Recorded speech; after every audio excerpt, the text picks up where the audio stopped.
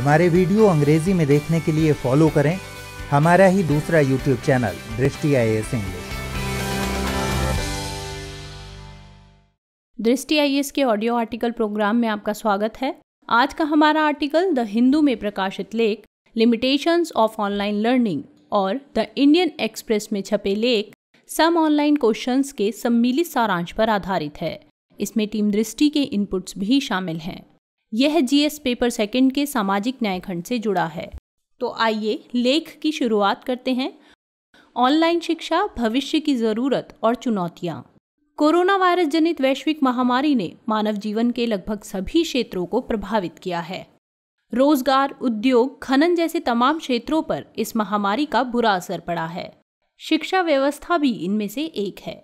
सरकार ने सामाजिक और शारीरिक दूरी बनाए रखने के लिए सभी शैक्षणिक संस्थानों को फिलहाल बंद रखने का फैसला किया है और पिछले 2.5 महीने से सभी शैक्षिक संस्थानों पर ताले जड़े हुए हैं। लिहाजा स्कूली शिक्षा से लेकर कॉलेज स्तर के तमाम पाठ्यक्रम में ऑनलाइन पढ़ाई की शुरुआत हो चुकी है। यहाँ तक कि सिविल सेवा परीक्षा, IIT, नीट जैसे कॉम्पिटिटिव एग्जाम की तैयारी कराने वाले कोचिंग संस्थान भी ऑनलाइन एजुकेशन में जुट गए हैं। इसी कड़ी में national council of education research and training यानी NCERT ने सुरक्षित ऑनलाइन शिक्षा के लिए एक बुक जारी की है। इस बुक का मकसद डिजिटल प्लेटफॉर्म को सिक्योर कर यह सुनिश्चित करना है कि टीचर्स, स्टूडेंट्स और पेरेंट्स सहित सभी हितधारकों को सुरक्षित रखा जाए।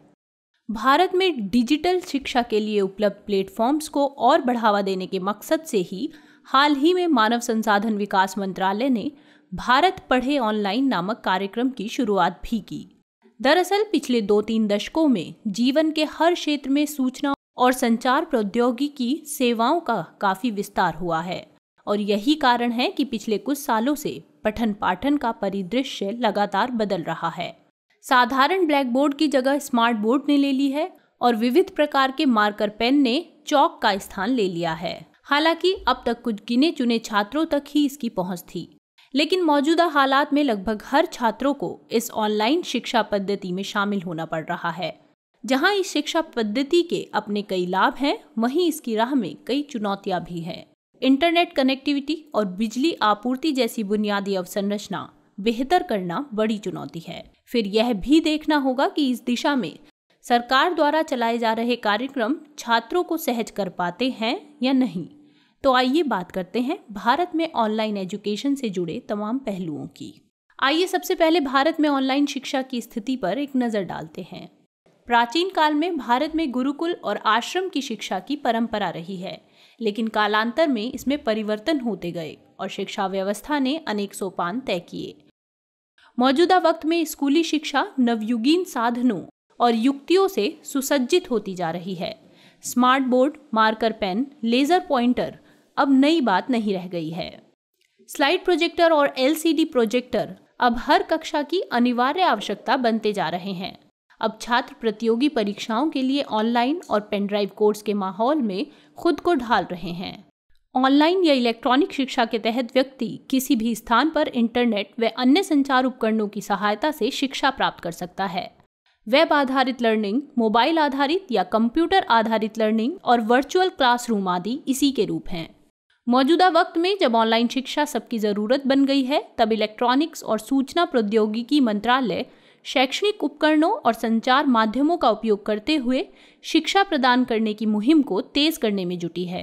कहने की ज़रूरत नहीं है कि ई-शिक्षा को लेकर हम अभी भी सहज नहीं हो सके हैं और भारत में यह अपनी शैशवावस्था में है। सरकार ई-शिक्षा को बढ़ावा देने के लिए विभिन्न ई-लर्निंग कार्यक्रमों का समर्थन कर रही है।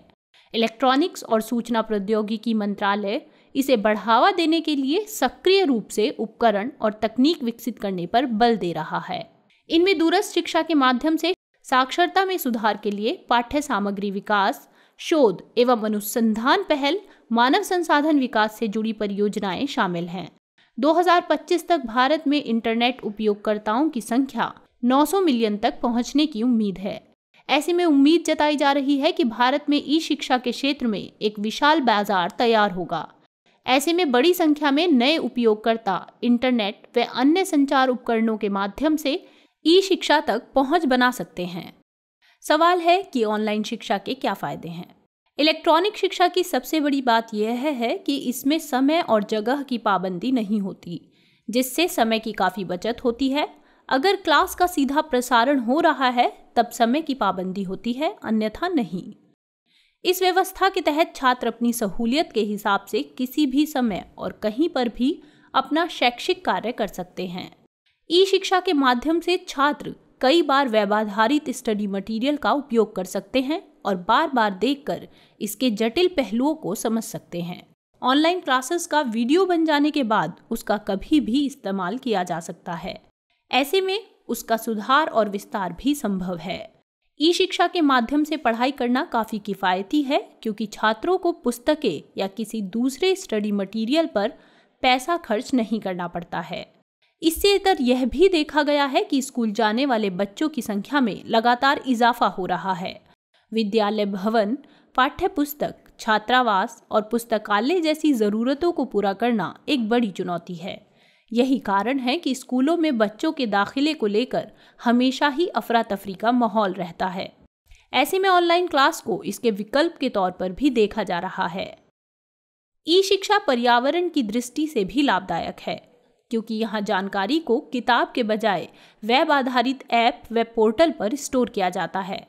लिहाजा कागज के निर्माण के लिए पेड़ों की कटाई कम होगी और इससे पर्यावरण को बचाने में मदद मिलेगी।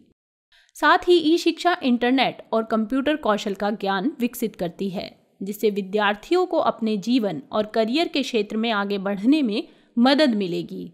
यही कारण है कि सरकार इस दिशा में पहले से ही प्रयासरत रही है। ई शिक्षा को देश में स्थापित करने के लिए सरकार कई ऐसी परियोजनाओं पर काम कर रही है। ऐसे में सवाल है कि सरकार ने इस दिशा में क्या क्या प्रयास किए हैं। इलेक्ट्रॉनिक शिक्षा को प्रोत्साहित करने के लिए सरकार कई प्रयास कर रही है। इसी क्रम में study web of active learning for young aspiring minds यानी स्वयं की शुरुआत की गई है। दरअसल यह एक एकीकृत मंच है जो वर्ग 9 से लेकर स्नातकोत्तर स्तर तक ऑनलाइन पाठ्यक्रम मुहैया कराता है। इसमें अब तक 1 करोड़ से ज़्यादा छात्रों ने विभिन्न सिलेबस में दाखिला लिया है। DTS सेवा के जरिए 24/7 आधार पर देश में सभी शैक्षिक चैनल प्रदान करने के लिए स्वयं प्रभा नामक पहल की शुरुआत की गई है। स्वयं प्रभा 32 उच्च गुणवत्ता वाले चैनलों का एक समूह है। इसमें पाठ्यक्रम आधारित पाठ्य सामग्री होती है जो विविध विषयों को कवर करती है। यह सामग्री IIT, IGNOU, NCERT आदि द्वारा जुटाई जाती है। इस पहल का प्राथमिक उद्देश्य गुणवत्ता वाले शिक्षण संसाधनों को दूर दराज के क्षेत्रों तक पहुंचाना है। इसी कड़ी में national digital library of India यानी NDL भी एक पहल है। इसका मकसद सिग्नल विंडो सर्च सुविधा के तहत सीखने के संसाधनों के वर्चुअल भंडार का एक ढांचा विकसित करना है। इसमें 3 करोड़ से ज़्यादा डिजिटल संसाधन उपलब्ध हैं। अब तक लगभग 20 लाख सक्रिय उपयोगकर्ताओं के साथ 50 लाख से अधिक छात्रों ने इसमें अपना पंजीकरण कराया है। ऑनलाइन एजुकेशन के लिए वर्चुअल लैब भी एक अहम पहल है। यह महत्वाकांक्षी परियोजना के मकसदों को प्राप्त करने, वास्तविक दुनिया के वातावरण और समस्याओं से निपटने की क्षमता विकसित करने के लिए अत्याधुनिक कंप्यूटर सिमुलेशन तकनीक के साथ आभासी प्रयोगशालाओं को विकसित करने की एक पहल है। इसके तहत 1800 से अधिक प्रयोगों के साथ ऐसी लगभग 225 लैब संचालित हैं, जिसमें 15 लाख से अधिक छात्र लाभान्वित हो रहे हैं। इसी तरह ई-यंत्र और ई-पाठशाला जैसी परियोजनाएं भी ऑनलाइन शिक्षा को बढ़ावा देने के लिए सरकार की पहलें हैं। लेकिन इन तमाम पहलों के बावजूद ई शिक्षा की सफलता की राह में कई बाधाएं हैं। अब सवाल है कि इलेक्ट्रॉनिक शिक्षा की राह में क्या क्या चुनौतियां हैं। यूँ तो इलेक्ट्रॉनिक शिक्षा की राह में कई चुनौतियां हैं, लेकिन बुनियादी ढांचे की समस्या सबसे अहम है। खराब इंटरनेट कनेक्टिविटी इस राह में बड़ी चुनौती है। इससे भी बड़ी बात यह है कि इंटरनेट तक 100% लोगों की पहुंच अभी तक सुनिश्चित नहीं हो सकी है। Internet and mobile association of India के मुताबिक मार्च 2019 तक भारत की 45 करोड़ आबादी तक ही इंटरनेट की पहुंच थी। यानी मौजूदा वक्त में लगभग 35% लोग ही इंटरनेट का इस्तेमाल कर पा रहे हैं। हालांकि एक अनुमान यह भी कहता है कि 2021 तक ये संख्या 73 करोड़ से अधिक हो जाएगी। एक अध्ययन के मुताबिक विश्वविद्यालय में पढ़ रहे 12% छात्रों के घरों में इंटरनेट की सुविधा उपलब्ध है। वहीं NSSO के आंकड़ों के मुताबिक विश्वविद्यालयों में पढ़ने वाले 85% शहरी छात्रों के पास इंटरनेट है, लेकिन इनमें से 41% ही ऐसे हैं जिनके पास घर पर भी इंटरनेट है, जबकि उच्च शिक्षा हासिल कर रहे ग्रामीण छात्रों में से सिर्फ 28% के घरों तक ही इंटरनेट की पहुंच है। राज्यवार देखें तो केरल जैसे एडवांस राज्य में सिर्फ 23% परिवारों के पास घरों में इंटरनेट की सुविधा है। बिहार और पश्चिम बंगाल जैसे राज्यों में तो 7 से 8% ग्रामीण परिवारों में ही इंटरनेट उपलब्ध है। इसलिए माना जा रहा है कि बेहतर इंटरनेट कनेक्टिविटी का अभाव ई शिक्षा की राह में सबसे बड़ी चुनौती है।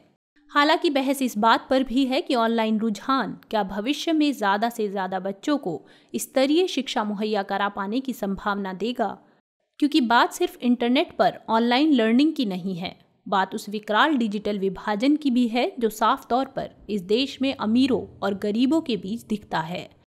जानकारों का मानना है कि ऑनलाइन शिक्षा समाज में पहले से ही व्याप्त भेदभाव को और प्रोत्साहित करेगा। उनका तर्क है कि पिछड़े तबके के पास स्मार्टफोन, कंप्यूटर, डेटा आदि सुविधाएं नहीं हैं। ऐसे में वो ऑनलाइन शिक्षा का समुचित लाभ कैसे उठा पाएंगे। स्मार्टफोन, कंप्यूटर, डेटा आदि की लागत और क्लासरूम शिक्षा की लागत का अंतर अगर देखें तो पता चलता है कि दलित पिछड़े तबके गुणवत्तापूर्ण शिक्षा से बाहर हो सकते हैं। हालांकि सरकार गरीब, दलित और पिछड़ों को इन तकनीकी सुविधाओं के जरिए ऑनलाइन शिक्षा का विकल्प देने की बात कर रही है, लेकिन यह भी सच है कि यह सब कुछ इतनी जल्दी संभव नहीं है। ऑनलाइन क्लास की तकनीकी ज़रूरतों और समय निर्धारण के अलावा एक सवाल शिक्षक और छात्रों के बीच और सहपाठियों के पारस्परिक सामंजस्य और सामाजिक जोड़ाव का भी है। क्लासरूम में शिक्षक संवाद और संचार के अन्य मानवीय और भौतिक टूल भी इस्तेमाल कर सकते हैं, लेकिन ऑनलाइन में ऐसा कर पाना मुमकिन नहीं है। यानी वर्चुअल क्लासरूम में प्रैक्टिकल या लैब वर्क करना भी मुश्किल है। ऐसे में छात्रों को मजबूत प्रैक्टिकल ज्ञान मुहैया कराना बड़ी चुनौती है।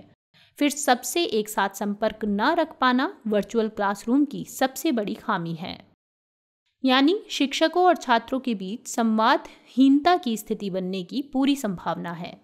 ऐसा माना जा रहा है कि बिना आत्म अनुशासन या अच्छे संगठनात्मक कौशल के अभाव में छात्र ई शिक्षा मोड में की जाने वाली पढ़ाई में पिछड़ सकते हैं।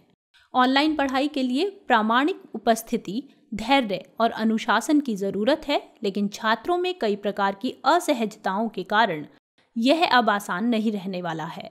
जाहिर है यह नया अनुभव विशेष प्रशिक्षण की मांग करता है। फिर छात्र बिना किसी शिक्षक और सहपाठियों के अकेला महसूस कर सकते हैं। जाहिर है उनमें अवसाद से पीड़ित होने की आशंका भी बढ़ जाएगी। अभी ज़्यादातर शहरों में जूम नामक ऐप के जरिए ऑनलाइन क्लास मुहैया कराई जा रही हैं, लेकिन इन कक्षाओं के दौरान तकनीकी समस्याओं के अलावा निजता और शालीनता के खतरे जैसे मुद्दे भी उठे हैं। इसमें शिक्षक और छात्र दोनों की निजता को सुनिश्चित करना बड़ी चुनौती है। कक्षा आदर्श रूप से तर्कसंगत बहस और महत्वपूर्ण बातचीत के लिए एक सुरक्षित स्थान होना चाहिए, जो ऑनलाइन शिक्षा मोड में मुश्किल नजर आता है। जैसा कि हमने जिक्र किया कि सरकार ने स्वयं प्रभा, ई पाठशाला जैसे अभियान शुरू किए हैं। सरकार के इन प्रयासों से ज़रूर जान पड़ता है कि भारत में शिक्षा पलक झपकते ही ऑफलाइन से ऑनलाइन मोड में चले जाएगी, लेकिन यह सब इतना आसान नहीं है, क्योंकि अभी ये सारी प्रक्रिया बिखरी हुई सी है। इनमें कोई तारतम्यता नहीं है। इसका प्रमाण यह है कि अभी कोरोना आपदा के चलते जहां ऑनलाइन कक्षाएं प्रारंभ हुई हैं, वहां उससे जुड़ी व्यवहारिक कठिनाइयां जल्द ही दिखने भी लगी हैं। कहीं इंटरनेट कनेक्शन का संकट, तो कहीं स्पीड, कहीं बिजली, तो कहीं दूसरे तकनीकी और घरेलू झंझट। जाहिर है कई मोर्चे पर अभी और कई प्रयास की दरकार है। ऐसे में सवाल है कि क्या हो आगे की राह। मौजूदा वक्त में भले ही ऑनलाइन शिक्षा पर हमारी निर्भरता की वजह कोरोना जनित महामारी हो, लेकिन इस व्यवस्था पर काम की शुरुआत कई साल पहले ही हो चुकी है। हालांकि यह ऑनलाइन शिक्षा आदर्श तो नहीं है, लेकिन इससे शिक्षा के स्वरूप को सकारात्मक दिशा दी जा सकती है। लोग भले ही नो नॉलेज विदाउट कॉलेज जैसी कहावत को अब अर्थहीन बता रहे हों, लेकिन यह कतई भूलने की जरूरत नहीं है कि ऑनलाइन शिक्षा में व्याप्त खामियों का इलाज क्लासरूम कार्यक्रम में ही है। जरूरत इस बात की है कि शिक्षा का एक ऐसा समन्वयकारी और समावेशी ढांचा बनाया जाए जिसमें डिजिटल शिक्षा पारंपरिक शिक्षा पद्धति का मखौल उड़ाती न लगे और ना ही पारंपरिक शिक्षा पद्धति डिजिटल लर्निंग के नवाचार को बाधित करने की कोशिश करे। बढ़ती जनसंख्या और जनता की अपेक्षाओं के अनुरूप हमारे पास पर्याप्त स्कूल कॉलेज उपलब्ध नहीं होने के कारण ऑनलाइन शिक्षा व्यवस्था को वैकल्पिक और पूरक दोनों ही समझा जा सकता है, क्योंकि इससे स्कूलों पर दबाव कम होगा और अभिभावकों एवं बच्चों को अपने अपने ढंग से पढ़ने पढ़ाने की आज़ादी भी मिल सकेगी। ऐसे में ऑनलाइन शिक्षा परियोजना को अगर सफल बनाना है तो सबसे पहले बुनियादी ढांचा को मजबूत बनाने का प्रयास जरूरी है। विशेषकर ग्रामीण क्षेत्रों में इंटरनेट कनेक्टिविटी और बिजली की पहुंच पर विचार करना चाहिए। दूर दराज के क्षेत्रों में बिजली और इंटरनेट की पहुंच के बिना ई शिक्षा की बात बेमानी होगी, लेकिन इससे भी अहम इंटरनेट इस्तेमाल करने वाले डिवाइस को ग्रामीण क्षेत्रों में घर घर पहुंचाने की ज़रूरत है। भारतीय परिवारों में अगर इंटरनेट का उपयोग कम है तो इसकी एक वजह यह भी है कि उनके पास स्मार्टफोन नहीं है। ऐसे में शिक्षण संस्थानों को बंद कर ऑनलाइन शिक्षा की बात करते समय इस ओर ध्यान देना बेहद ज़रूरी है। मौजूदा समय में देश में 29 करोड़ स्मार्टफोन यूज़र हैं और 2021 तक 18 करोड़ नए यूज़र के जुड़ने की संभावना है। यहाँ पर सरकार को यह आंकड़ा भी जुटाने की ज़रूरत है कि कितने फीसदी छात्रों के पास स्मार्टफोन हैं। हालांकि इस मामले में दलित, आदिवासी और पिछड़े वर्ग के लोग वंचित तबके के रूप में उभर रहे हैं।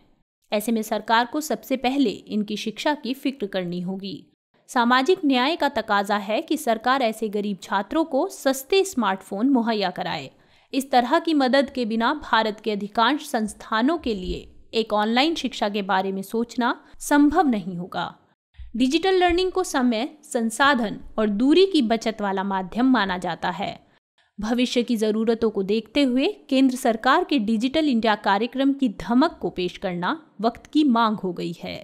सरकार को शिक्षा के क्षेत्र में डिजिटल क्रांति की राह को अपनाने की ज़रूरत है ताकि वंचित वर्गों के छात्रों को भी इस शिक्षा व्यवस्था का लाभ मिल सके। वहीं सरकारी अभियानों को व्यवस्थित ढंग से क्रियान्वित करने की ज़रूरत है। सभी प्रयासों को समग्र रूप से साथ लेकर चलने पर ही ऑनलाइन शिक्षा व्यवस्था को सफल बनाया जा सकता है। तो आइए नोट करते हैं आज का सवाल। भारत में ई शिक्षा के समक्ष कौन सी चुनौतियां हैं? भविष्य की ज़रूरतों को देखते हुए ई शिक्षा व्यवस्था को बेहतर करने के लिए सरकार को क्या क्या उपाय करने होंगे? विवेचना कीजिए।